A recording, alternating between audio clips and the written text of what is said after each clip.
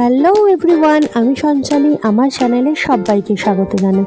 চলে এসেছি একটা নতুন ভিডিও নিয়ে। আজকের ভিডিওটা আমি এখান থেকেই শুরু করলাম। চিংড়ি মাছটা ভালো করে ধুয়ে রেখে দিয়েছিলাম, নুন হলুদ মাখিয়ে নিয়েছি। এখন তেলে ভেজে নিচ্ছি। আজকের বানাবো ওল চিংড়ি। তো এই সিজনে এই প্রথম এবারে ওল চিংড়ি করছি।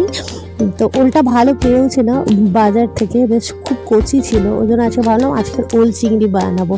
তো তোমাদের সাথে সেই রান্নাটাই শেয়ার করলাম। এখানে আমি চিংড়ি মাছটা ভেজে রেখে দিয়েছি। আচ্ছা, একটু পেঁয়াজ কুচি আর তেজপাতা ফোড়ন দিয়েছি, আর দিয়ে দিলাম এই যে ওলটা অল্পই ছিল, বেশি না, খুব অল্পই ছিল। আর একটু আলু দিয়ে করব। তো যেহেতু আমরা তিনজন, তো হয়েও যাবে। খুব মানে ভালো ওল ছিল, কচি পুরো একদম ওলটা। আর এরকম বেশ বড় বড় করে আলুর মতন সাইজে করে কেটে নিয়েছি। আর অল্প আলু দিয়েছি, আলু ওই 2টা মতন দিয়েছি। তো ভালো করে কেটে নিয়ে এখন বেশ ভালো করে ভাজা করছি। একটু ভেজে নেবো, একটু লাল লাল করে, হালকা হালকা বেশ লালচে কালার আসবে যখন, তখন সব মশলাপাতিগুলো দিতে থাকবো। আচ্ছা, একটু টমেটো অ্যাড করলাম, একটু নুন দিলাম। ওল চিংড়ি খেতে কিন্তু ভালোই লাগে আমার। আচ্ছা, একটু হলুদ গুঁড়ো দিয়েছি। আমার ওল ভাতে ওল চিংড়ি ভালোই লাগে। তো আজকে ভাবলাম যে চলো এটাই বানানো যাক, আর তোমাদের সাথেও এটাই রান্নাটা শেয়ার করলাম। আচ্ছা, একটু লঙ্কা গুঁড়ো দিয়েছি, আর সামান্য অল্প একটু শুধু আদা বেটেছি, আর কিছুই না। মশলাপাতি খুবই কম দিয়েছি, মানে গুঁড়ো মশলা দিয়ে আজকে রান্নাটা করব। আর দিয়ে দিয়েছি 2টো মতন কাঁচা লঙ্কা। একটু ঝাল ঝাল হলে ভালোই লাগবে।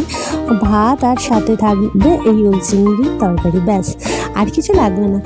আর অল্প করে একটু আদাটা বেটে নিয়েছি, কোনো রসুন না, শুধু আদা বাটা অল্প মতন, পরিমাণ মতন আমি বেটে নিয়েছি। দিয়ে এখন ভালো করে কষিয়ে নিচ্ছি। এবার জল দিয়ে দেবো। আচ্ছা, এখানে দেখো চিংড়ি মাছটা তো ভেজে রেখেই দিয়েছি, আর একটু জল দিয়ে দিলাম, যাতে মানে যতটা সিদ্ধ হওয়ার মতন বুঝেই জলটা দিতে হবে, পরিমাণ মতো। ওলটা তো একদম কচি রয়েছে, 10 মিনিটের মধ্যে রান্নাটা হয়ে যাবে, বেশিক্ষণ সময় লাগবে না। কিন্তু ঢাকনাটা খুলে দেখছি না, অনেকটা সেদ্ধ হয়ে গেছে। চিমনিটা অফ করে দিয়েছি, যেহেতু কষানো হয়ে গেছিলো, তো চিমনিটা অফ করে দিয়েছিলাম। এখন রান্নাঘরের জানলাটা খুলে দিয়েছি। আর এই দেখো আমার ওল চিংড়ি হয়ে গেছে পুরো। একটু মানে রসা রসা করলাম, মানে একটু শুকনো শুকনো মতন, খুব যে বেশি ঝোল হবে তা না, একটু শুকনো শুকনো করেছি।